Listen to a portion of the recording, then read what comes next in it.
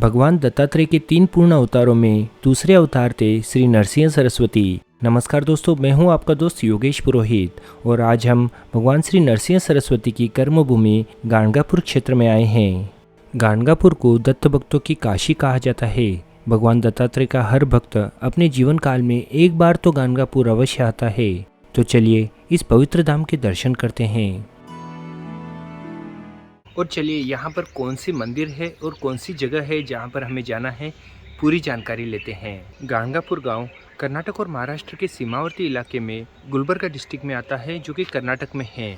हालांकि ये कस्बा सोलापुर, गुलबर्गा और बीजापुर इन तीनों ही बड़े शहरों से जुड़ा हुआ है। यहाँ पर आप कहीं से भी आसानी से बस से आ सकते हैं। हालांकि अपनी प्राइवेट व्हीकल से आया हुआ ज़्यादा बेहतर रहता है। यहाँ आने वाले भक्तों के लिए कई अच्छे प्राइवेट होटल के साथ ही मंदिर ट्रस्ट का श्री दत्त भक्त निवास भी बना हुआ है, जहाँ आपको रिजनेबल रेट में अच्छे रूम मिल जाएंगे। साथ ही यहाँ रुकने वाले भक्तों को रोजाना दोनों समय भोजन भी कराया जाता है।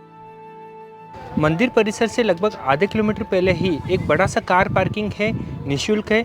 यहाँ पर आप अपनी कार लगाकर मंदिर की तरफ जा सकते हैं। चलिए यहाँ से अब मंदिर की तरफ चलते हैं। पार्किंग से मंदिर के रास्ते में फूल, माला और प्रसाद की कई सारी दुकानें नजर आएंगी और यहाँ से 10 से 15 मिनट में हम मंदिर के पास पहुँच जाते हैं।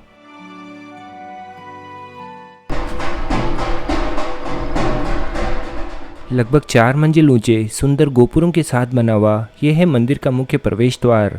भगवान दत्तात्रेय के इस मंदिर को निर्गुण मठ के नाम से जाना जाता है।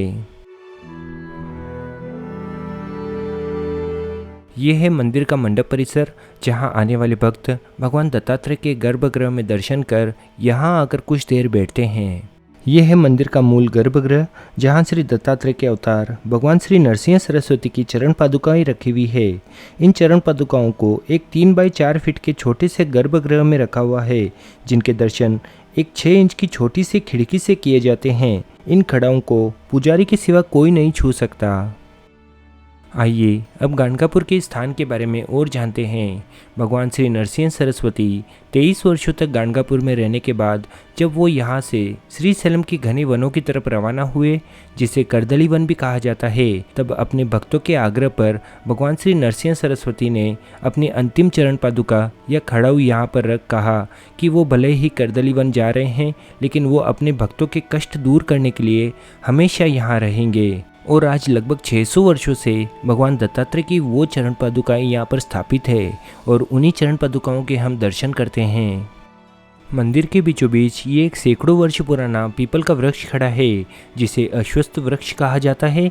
इसी वृक्ष के नीचे भगवान श्री नरसिंह सरस्वती ने श्री सैलम की तरफ जाते वक्त अपनी चरण पादुकाएं रखी थी। आगे भक्तों ने यहाँ एक मंदिर बना, उस मंदिर में इन चरण पादुकाओं की स्थापना की थी।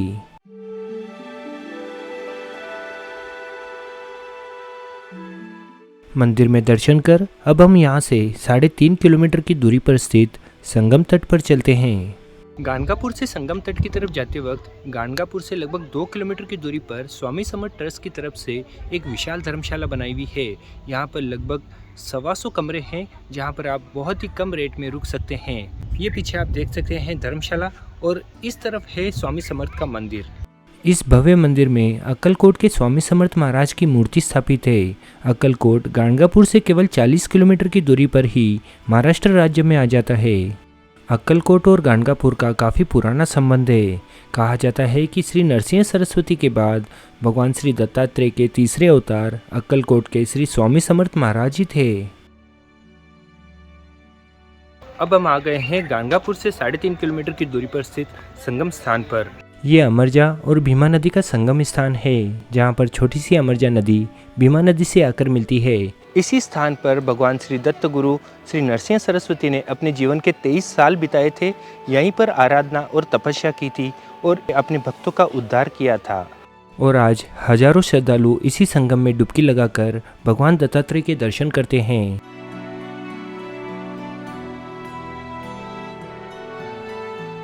इस संगम तट पर भगवान दत्तात्रेय का मंदिर बना हुआ है।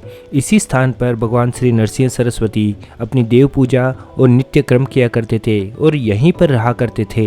इस स्थान पर रहते हुए भगवान श्री नरसिंह सरस्वती ने 23 वर्षों में अपने कई भक्तों के कष्ट और रोग दूर किए थे। और यहाँ से हम चलते हैं एक पुरातन औदुंबर पेड़ के पास, जिसके आसपास एक बड़ा सा भवन बना हुआ है।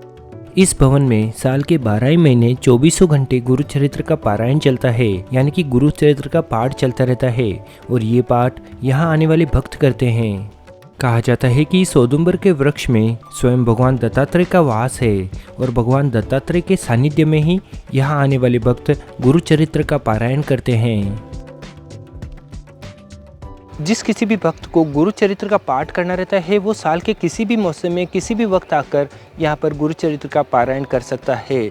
हम जब घर में और बाकी किसी भी जगह पर गुरु चरित्र का पारायण करते हैं तब कई नियमों का, तिथि, वार, इन सब चीज़ों का ध्यान रखना पड़ता है और तब जाकर वो पाठ कर सकते हैं। लेकिन यहाँ पर ऐसा कोई बंधन नहीं है, क्योंकि यहाँ पर साक्षात दत्त गुरु का वास है और उनकी छत्र छाया में आप गुरु चरित्र का पाठ कभी भी कर सकते हैं। पुरातन काल में एक कुष्ठ रोगी का कोढ़ दूर करने के लिए श्री नरसिंह सरस्वती ने एक लकड़ी पर अपने कमंडलू से जल छिड़ककर इस औदुंबर वृक्ष की उत्पत्ति की थी। कुछ सालों पहले भीमा नदी में आई भयंकर बाढ़ में यहाँ का औदुंबर का पेड़ पानी में बह गया था, लेकिन कुछ ही दिनों बाद यहाँ पर अपने आप नया औदुंबर का पेड़ उगाया और आज भी इसी औदुंबर की यहाँ पूजा की जाती है। मंदिर के आसपास आपको हर भाषा की गुरु चरित्र की पुस्तक मिल जाएगी, जिसे खरीदकर आप यहाँ पाठ कर सकते हैं। संगम तट के पास में ही है भस्म का पहाड़ नाम की एक जगह, जहाँ पर पौराणिक काल में भगवान परशुराम ने जगत के कल्याण और राक्षसों के संहार के लिए सैकड़ों वर्षों तक तप किया था। इस तप की अग्नि की वजह से इस जगह की मिट्टी भस्म की तरह हो चुकी थी और आज भी इस मिट्टी का रंग भस्म की तरह ही है।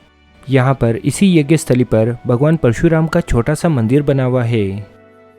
ये देखिए, ये है वो मिट्टी जो एक भस्म की तरह दिखाई देती है और यहाँ से खोद खोद कर भक्त लोग अपने साथ ये भस्म ले जाते हैं और यही है यहाँ का प्रसाद। हालांकि ये कोई पहाड़ नहीं है, एक समतल जगह है, लेकिन शायद पुरातन काल में ये कोई पहाड़ रहा होगा जहाँ पर भगवान परशुराम ने सैकड़ों वर्षों तक तप किया था।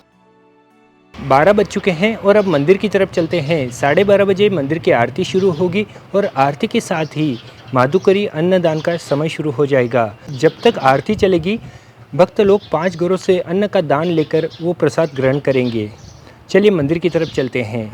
दत्त गुरु श्री नरसिंह सरस्वती 23 वर्षों तक गाणगापुर में रहे थे और वो जब तक गाणगापुर में थे रोजाना केवल 5 घरों से भिक्षा मांग वो अन्न ग्रहण किया करते थे और आज 600 वर्षों बाद भी उसी परंपरा को निभाते हुए आने वाले भक्त 5 जगहों से भिक्षा मांग उस प्रसाद को ग्रहण करते हैं और इसे ही कहते हैं माधुकरी का प्रसाद।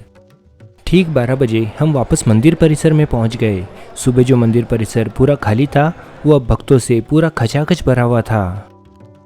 प्रसाद के लिए यहाँ पर 10-10 रुपये में पत्तल बांटे जाते हैं। हमने भी एक पत्तल लिया और जैसे ही 12:30 बजे भगवान दत्तात्रेय की आरती शुरू होती है, अन्नदान शुरू हो जाता है और भक्तों की लाइन में लगकर हमने भी भिक्षा ली और माधुकरी प्रसाद ग्रहण किया।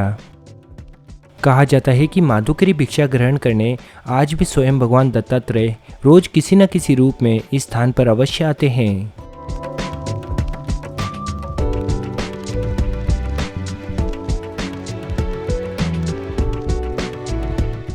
जैसे ही माधुकरी का प्रसाद ग्रहण करते हैं तीर्थयात्री वापस अपने अपने गांव को रवाना हो जाते हैं।